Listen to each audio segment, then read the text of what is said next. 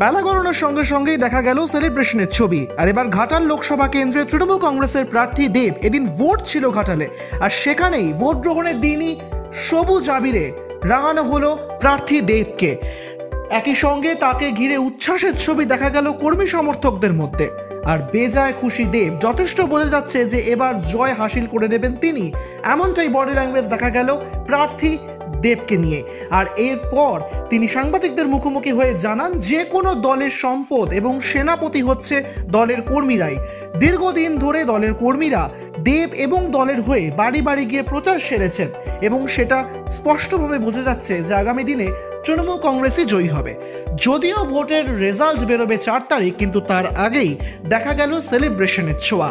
সবুজ আবিরে রাঙিয়ে তোলা হলো প্রার্থী দেবকে। একই সঙ্গে উন্মাদনায় ভাসলেন তৃণমূল কংগ্রেসের কর্মী সমর্থকরা। এই মুহূর্তে সেই ছবি দেখতে পাচ্ছেন আপনারা।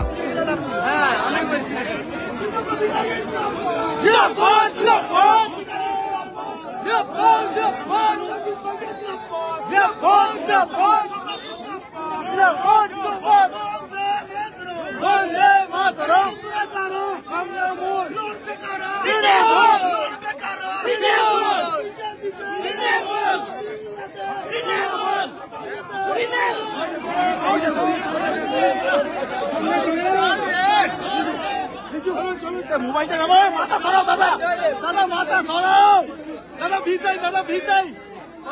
আরে তৃণমূল কংগ্রেস জিন্দাবাদ, আরে দীপক দা জিন্দাবাদ।